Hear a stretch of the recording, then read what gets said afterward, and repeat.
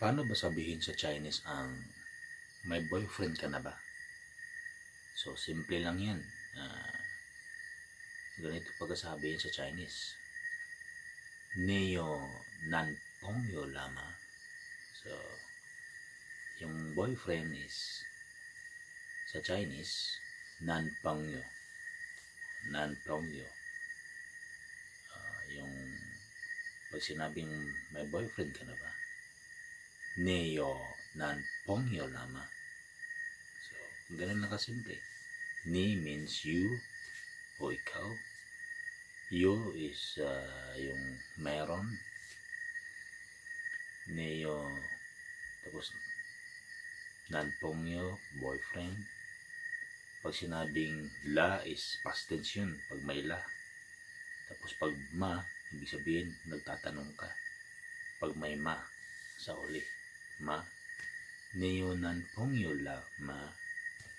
So, nakasimple. Ulit-ulitin mo lang yun. Oh. So, araw-araw may isang isang phrase ka, isang sentence. So dito kasi sa Taiwan, mas maganda yung matutunan mo yung araw-araw na conversation ninyo kaysa naman magbasa ka ng libro. Kasi pag mag-aral ka ng Chinese tapos isabay mo yung sulat, napakahirap yun. Halos wala kang matutunan. May matutunan ka pero ang tagal.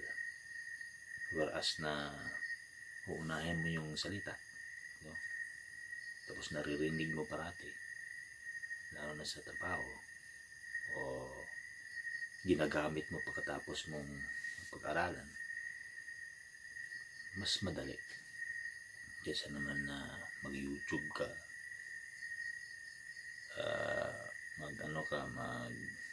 tawag yan sa libro, araw-arawin. So, pag mag-YouTube ka o sa libro, gagamitin mo na lang agad para mas madali kang maano yung napag-aralan mo. So, yun lang.